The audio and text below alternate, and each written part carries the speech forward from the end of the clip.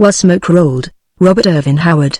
The War of 1812 might have had a very different ending if Sir Wilmot Pembroke had succeeded in his efforts to organize the Western Indians into one vast confederacy to hurl against the American frontier. Just why he did fail is as great a mystery as is the nature of the accident which forced his companions to carry him back to Canada on a stretcher. Wilkinson's History of the Northwest, Wolf Mountain, Texas, March 10, 1879. Mr. W.N. Wilkinson, Chicago, Illinois. Dear Sir, the schoolmarm down to Coon Creek was reading the above passage to me out of your history book which you writ. It ain't no mystery.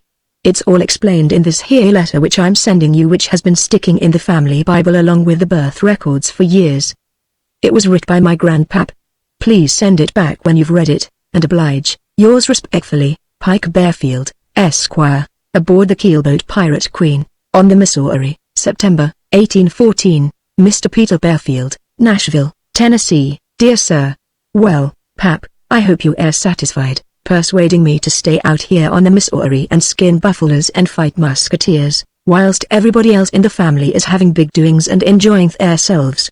When I think about Bill and John and Joe marching around with General Hickory Jackson, and wearing them gorgeous uniforms, and fighting in all them fine battles you're having back there, I could dang near bawl. I ain't going to be put on no more just because I'm the youngest.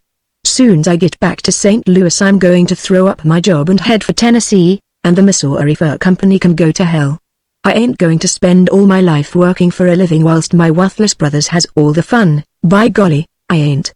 And if you tries to oppress me any more, I'll go and enlist up north and get to be a Yankee. You can see from this how desperate I be, so you better consider. Anyway, I just been through experience up beyond Owl River which has soured me on the whole darn fur trade. I reckon you'll say, what the hell has he been doing up the river this time of year? There ain't no furs up there in the summer. Well, it was all on account of Big Nose, the military chief, and I get sick at my stomach right now every time I see a military. You know the way the government takes Injun chiefs east and shows them the cities and forts and armies and things. The idea being that the chief will get so scared when he sees how strong the white man is, that when he gets home he won't never go on the warpath no more. So he comes home and tells the tribe about what he's seen, and they accuse him of being a liar and say he's been bought off by the white folks, so he gets mad and goes out and scalps the first white man he meets just to demonstrate his independence. But it's a good theory, anyway, so they taken Big Nose to Memphis and would have took him all the way to Washington, only they was scared they'd run into a battle somewheres on the way and the cannon would scare Big Nose into a decline. So they brung him back to St. Charles and left him for the company to get him back to his village on Knife River. So Joshua Humphrey, one of the clerks, he put a crew of 20 men and 4 hunters onto the Pirate Queen, and loaded Big Nose on, and we started. The other 3 hunters was all American too, and the boatman was Frenchies from down the Mississippi. I wished you could have saw Big Nose. He had on a plug hat they give him, and a blue swallow-tailed coat with brass buttons, and a big red sash and broadcloth breeches, only he cut the seat out of 'em like a Injun always does, and the boots they give him hurt his flat feet, so he wore 'em tied around his neck. He was the most peculiar-looking critter I ever laid eyes onto, and I shuddered to think what'd happen when the Sioux first catched sight of him. Big Nose shuddered too, and more I did, because the Sioux hated him anyhow, and the Tetons had swore to cover a drum with his hide. But all the way up the lower river he was like a hog in clover, because the Omahas and Osages and Iowas would come down to the bank and look at him, clap their hands over their open mouths to show how astonished and admirable they was. He strutted and swelled all over the boat. But the further away from the Platte we got the more his feathers drooped, and one day Injun rode up on the bluffs and looked at us as we went past, and he was a Sioux. Big Nose had a chill and we had to revive him with about a quart of company rum, and it plumb broke my heart to see all that good liquor going to waste down a Injun's gullet. When Big Nose come to, he shed his white man's duds and got into his regular outfit, which was mostly a big red blanket that looked like a prairie fire by sunset. I told Joshua he better throw the blanket overboard, because it was knowed all up and down the river, and any Sioux would recognize it at a glance. But Joshua said if we threw it overboard we'd have to throw Big Nose overboard too, because he thought it was big medicine. Anyway, he said, they warn't no use trying to keep the Sioux from knowing we was taking Big Nose home. They knowed it already and would take him away from us if they could. Joshua said he aimed to use diplomacy to save Big Nose's scalp. I didn't like the sound of that, because I notice when somebody I'm working for uses diplomacy it generally means I got to risk my neck and he gets the credit. Just like you, Pap, When you get to working and figuring, like you say, the way it always comes around, you do the figuring and I do the working. The further north we got, the closer Big Nose stayed in the cabin, which ain't big enough to swing a cat in, but Big Nose didn't want to swing no cat, and every time he come on deck he seen swarms of Sioux all over the bluffs just fixing for to descent on him. Joshua said it was hallucinations, but I said it would be delirium dreamings pretty soon if the jug warn't took away from him. We made pretty good time, 10 to 20 miles a day, except when we had winds agin us, or had to haul the boat along on the cordel, which is a big line that the Frenchies gets out and pulls on, in case you don't know.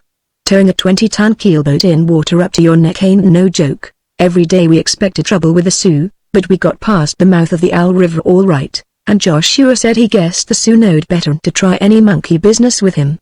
And that very day a Yankton on a piebald horse hailed us from the bluffs, and told us there was 100 Tetons laying in ambush for us amongst the willows along the next pint of land. We'd have to go around it on the cordel, and whilst the boatman was tugging and hauling in water up to their waists, the Sioux aimed to jump us. The Yankton said the Tetons didn't have nothing personal agin us white men, and warn't aiming to do us no harm outside of maybe cutting our throats for a joke, but you oughta heard what he said they was going to do to Big Nose. It war plumb scandalous. Big Nose ducked down into the cabin and started having another chill, and the Frenchies got scared and would have turned the boat around and headed for St. Charles if we'd let 'em. Us hunters wanted Joshua to put us ashore and let us circle the pint from inland and come onto the Sioux from behind. We could do a sight of damage to 'em before they knowed we was onto 'em. But Joshua said not even 4 American hunters could lick 100 Sioux, and he furthermore said shut up and let him think. So he sat down on a keg and thunk for a spell, and then he says to me, "Ain't Fat Bear's village out across yonder about 5 mile?" I said yes, and he said, "Well, look, you put on Big Nose's blanket and get on the Yankton's hoss and head for the village. The Sioux'll think we've throwed Big Nose out to root for hisself, and whilst they're chasing you the boat can get away up the river with Big Nose. I don't suppose it matters what happens to me." I says bitterly, "Oh," says he, "Fat Bear is your friend, and once you get in his village he won't let the Sioux get you. You'll have a good start before they can see you, on account of the bluffs there, and you ought to be able to beat 'em into the village. I suppose it ain't occurred to you at all that they'll shot a res at me all the way." I says, "You know a Sioux ain't shoot as good from a running hoss as a Comanche can," he reassured me. "You just keep 300 or 400 yards ahead of 'em, and I bet they won't hit you hardly any at all." "Well, why don't you do it, then?" I demanded. At this Joshua bust into tears. "To think that you should turn agin me after all I've did for you." He wept, though what he ever done for me outside of trying to skin me out of my wages I dunno. "After I taken you offen an Natchez raft and persuaded the company to give you a job at a princely salary, you does this to me. A body'd think you didn't give a darn about my personal safety. My poor old grandpap used to say, the war of a southerner like you would a hawk. He'll eat your victuals and drink your liquor and then stick you with a butcher knife just to see you kick. When I thinks, or, hush up, I says in disgust. I'll play Injun for you. I'll put on the blanket and stick feathers in my hair, but I'll be darned if I'll cut the seat out of my breeches. It'd make it look realer," he argued, wiping his eyes on the fringe of my hunting shirt. "Shut up," I yelled with passion. "There's a limit to everything." "Oh, well, all right," says he, "if you got to be temperamental. You'll have the blanket on over your pants, anyway." So we went into the cabin to get the blanket, and would you believe me, that darned Injun didn't want to let me have it, even when his fool life was at stake. He thought it was a medicine blanket, and the average Injun would rather lose his life than his medicine. In fact, he'd give us a tussle for it, and there's no telling how long it would have went on if he hadn't accidentally banged his head agin the empty rum bottle I happened to have in my hand at the time. It wore plumb disgusting. He also bit me severely in the hind leg, whilst I was setting on him and pulling the feathers out of his hair, which just goes to show how much gratitude the Injun has got. But Joshua said the company had contracted to deliver him to Hidatsa, and we was going to do it if we had to kill him. Joshua gave the Yankton a hatchet and a blanket, and 3 shoots of powder for his hoss, which was a awful price, but the Yankton knowed we had to have it and gouged us for all it was worth. So I put on the red blanket, and stuck the feathers in my hair, and got on the hoss, and started up a gully for the top of the bluffs. Joshua yelled, "If you get to the village, stay there till we come back down the river. We'll pick you up then." I'd be doing this myself, but it wouldn't be right for me to leave the boat. 'Twouldn't be fair to the company money to replace it, or, go to hell. I begged, and kicked the piebald in the ribs and headed for Fat Bear's village. When I got up on the bluffs, I could see the pint, and the Sioux seen me and was fooled just like Joshua said, because they come biling out of the willows and piled onto their ponies and lit out after me. Their horses was better'n mine, just as I suspected, but I had a good start, and I was still ahead of them when we topped a low ridge and got within sight of Fat Bear's village, which was, so far as I know, the only Arikara village south of Grand River.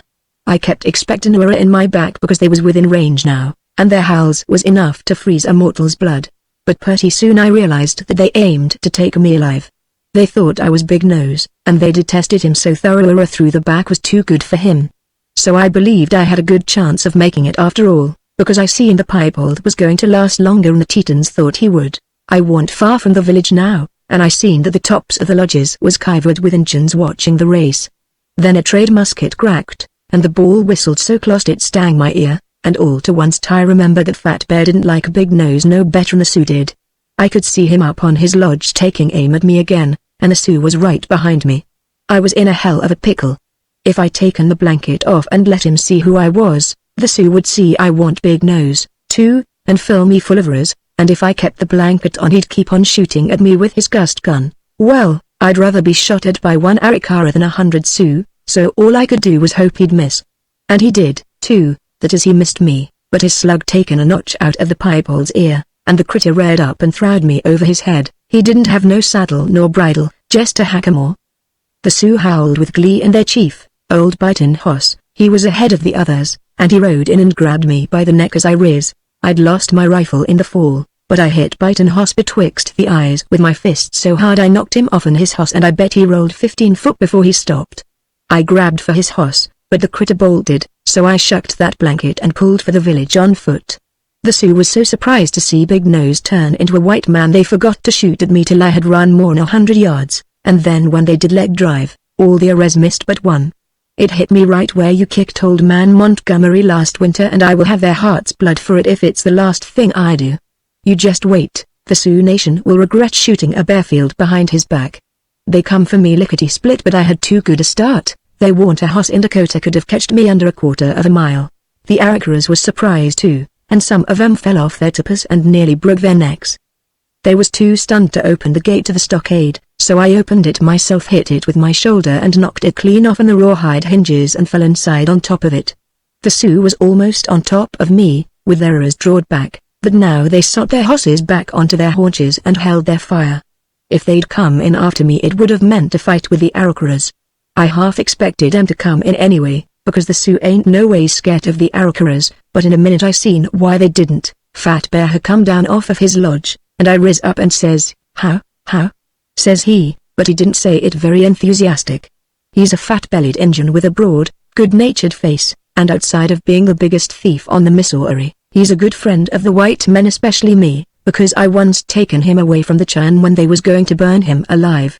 Then I seen about 100 strange braves in the crowd, and they was Crows. I recognized their chief, Old Spotted Hawk, and I knowed why the Sioux didn't come in after me in spite of the Arikaras. That was why Fat Bear was a chief, too. A long time ago he made friends with Spotted Hawk, and when the Sioux or anybody crowded him too close, the Crows would come in and help him.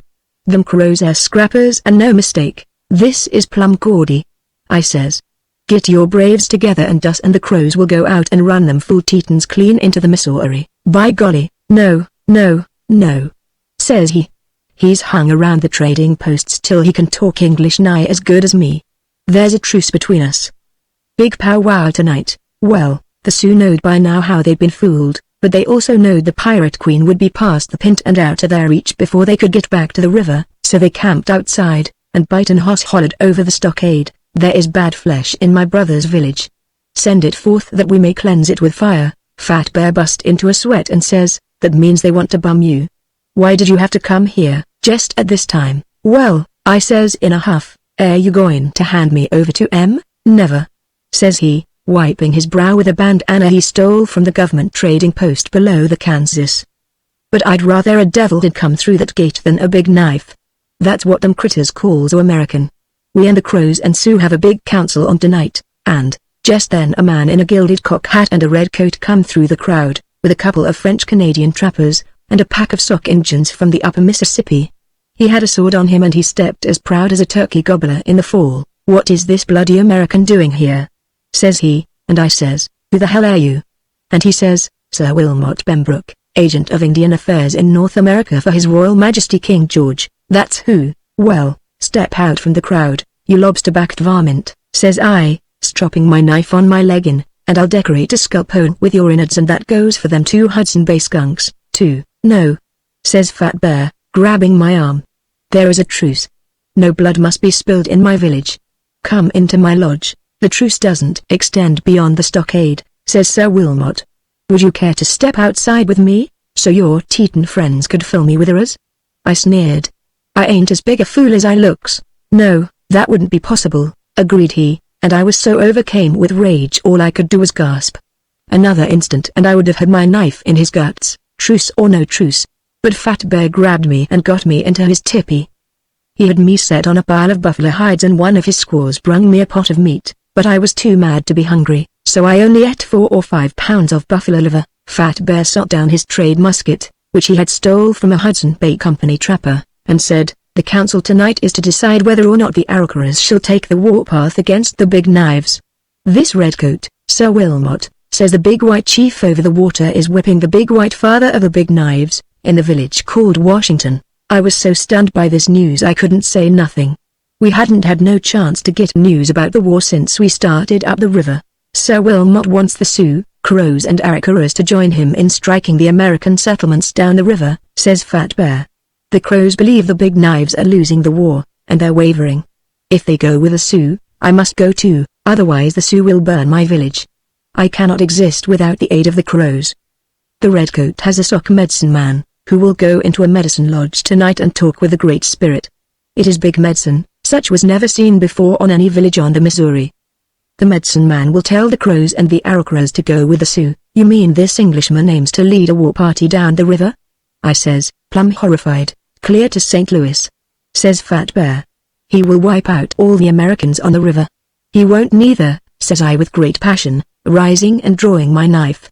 "I'll go over to his lodge right now and cut his gizzard out." But Fat Bear grabbed me and hollered, "If you spill blood, no one will ever dare recognize a truce again. I cannot let you kill the Redcoat, but he's planning to kill everybody on the river, darn it." I yelled. "What am I going to do?" "You must get up in council and persuade the warriors not to go on the warpath," says he. "Good gosh," I says, "I can't make no speech." "The Redcoat has a serpent's tongue," says Fat Bear, shaking his head. "If he had presents to give the chiefs, his cause would be as good as won. But his boat upset as he came along the river, and all his goods were lost. If you had presents to give to Spotted Hawk and Biting Horse, you know I ain't got no presents."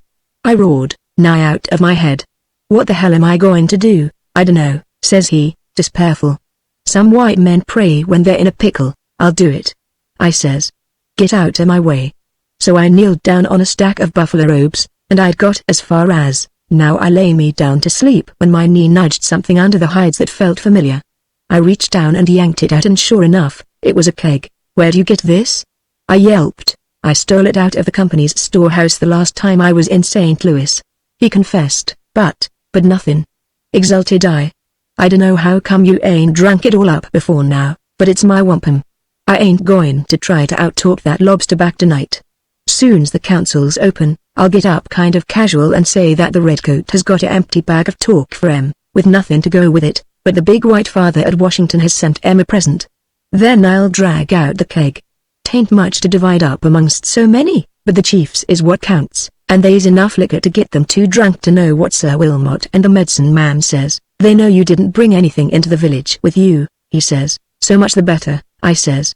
"I'll tell em it's Wokin and I can produce whiskey out of the air. They'll want you to produce some more," says he. "I'll tell em a evil spirit, in the shape of a skunk with a red coat on, is interfering with my magic powers," I says, getting brainier every minute. "That'll make em mad at Sir Wilmot. Anyway, they won't care where the liquor come from. A few snorts and the Sioux will probably remember all the grudges they got egg in the socks and run em out of camp. You'll get us all killed," says Fat Bear, mopping his brow. "But about that keg, I want to tell you." "You shut up about that keg," I says sternly. "It warn't your keg in the first place. The fate of a nation is at stake, and you tries to quibble about a keg of liquor. Get some stiffening into your legs. What we does tonight may decide who owns this continent.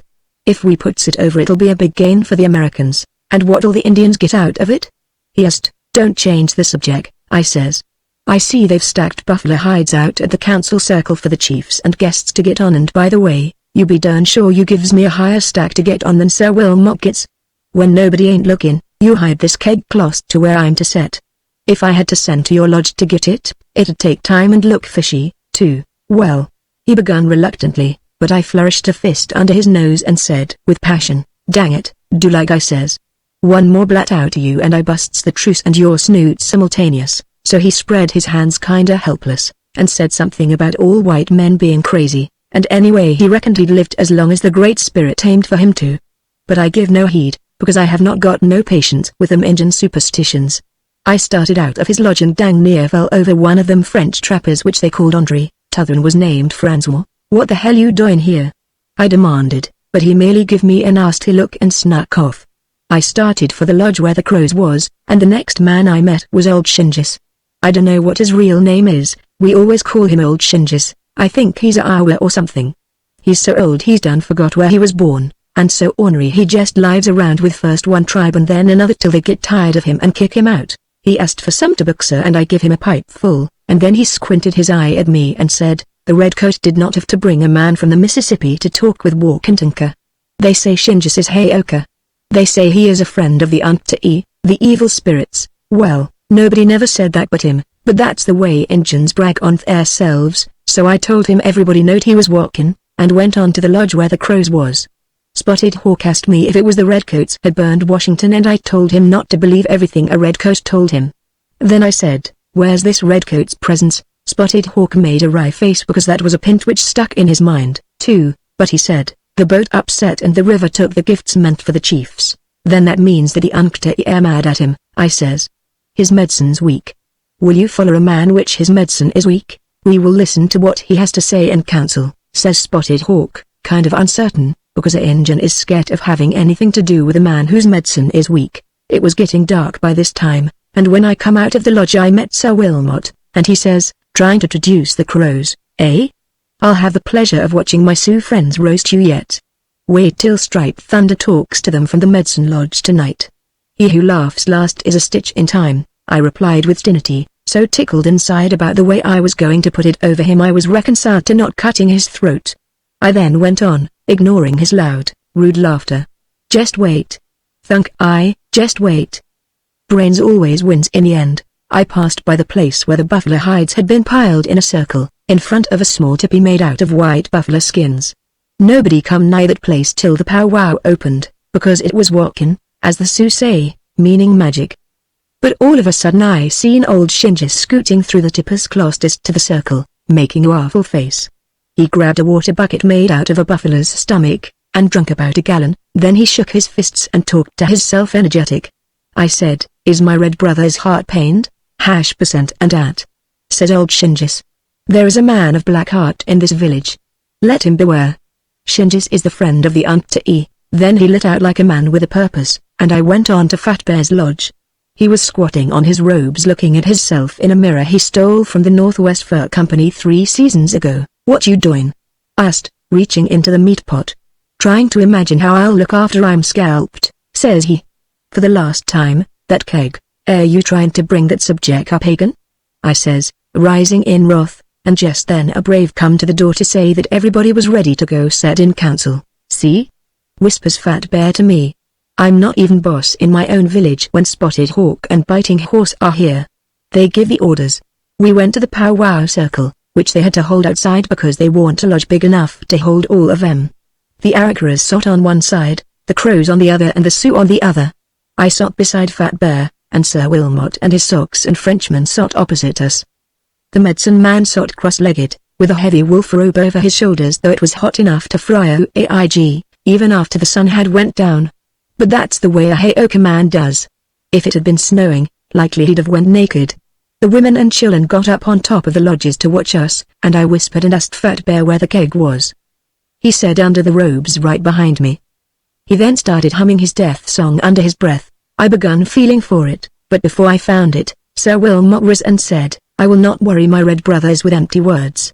Let the big knives sing like mosquitoes in the ears of the people. The Master of Life shall speak through the lips of Striped Thunder. As for me, I bring no words, but a present to make your hearts glad. And I'm a Choctaw if he didn't reach down under a pile of robes and drag out Fat Bear's keg. I liked to keeled over and I hear Fat Bear grunt like he'd been kicked in the belly. I seen Andre leering at me, and I instantly knowed he'd overheard us talking and had stole it out from amongst the hides after Fat Bear put it there for me. The way the braves' eyes glistened I knowed the redcoats had won, and I was licked. Well, I was so knocked all of a heap, all I could think of was to out with my knife and get as many as I could before they got me. I aimed to get Sir Wilmot, anyway, there weren't enough men in the world to keep me from gutting him before I died.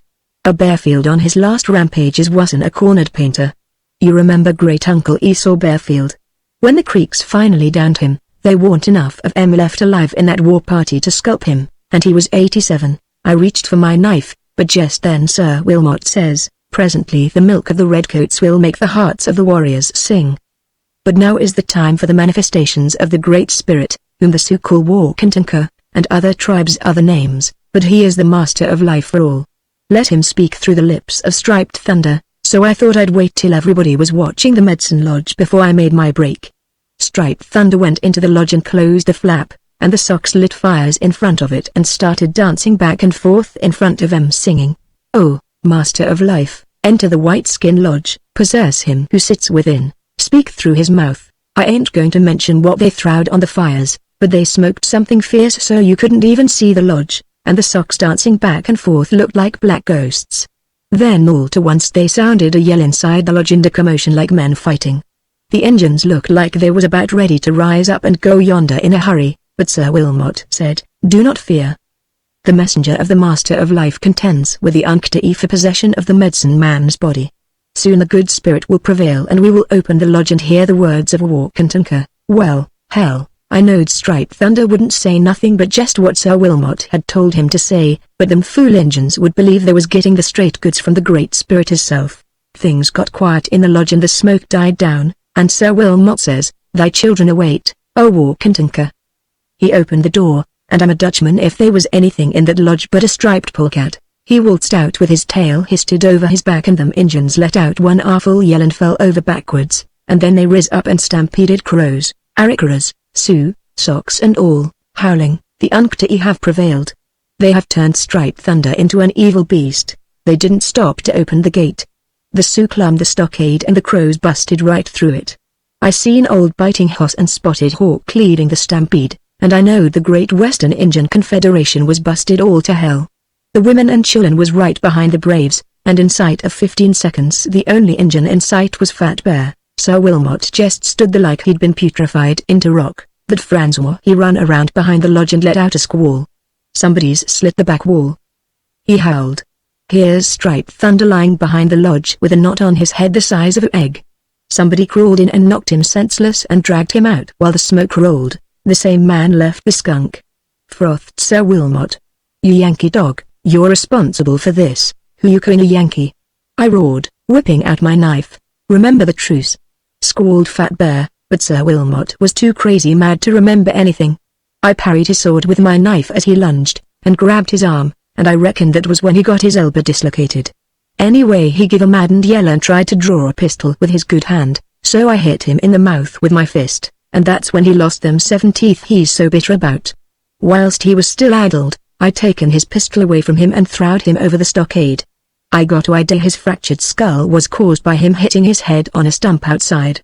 Meanwhile Andre and Francois was hacking at me with their knives, so I'd taken them by their necks and beat their fool heads together till they was limp, and then I throwed them over the stockade after Sir Wilmot, and I reckon that settles that. I panted. I dunno how this all come about, but you can call up your women and children and tell them they're now citizens of the United States of America. By golly, I then picked up the keg, because I was hot and thirsty. But Fat Bear says, "Wait. Don't drink that." Shut up," I roared. "After all I've did for the nation tonight, I deserves a dram. Shame on you to begrudge your old friend." I taken a big gulp and then I give a maddened bellow and throwed the keg as far as I could heave it, and run for water. I drunk about 3 gallons, and when I could breathe again I got a club and started after Fat Bear, who climb up on top of a lodge. "Come down," I requested with passion. "Come down whilst I beats your brains out." "Whyn't you tell me what was in that keg?" "I tried to," says he, "but you wouldn't listen. I thought it was whiskey when I stole it. or I wouldn't have taken it. I talked to Shinjas while you were hunting the water bucket, just now. It was him that put the skunk in the medicine lodge. He saw Andre hide the keg on Sir Wilmot's side of the council circle. He sneaked a drink out of it, and that's why he did what he did. It was for revenge. The unreasonable old buzzard thought Sir Wilmot was trying to poison him, so that's the way it was. Anyway, I'm quitting my job as soon as I get back to St. Louis. It's bad enough when folks gets too highfalutin to use candles, and has got to have oil lamps in a trading post. But I'll be darned if I'll work for an outfit which puts the whale oil for their lamps in the same kind of kegs they puts their whiskey. Your respectful son, Boone Bearfield.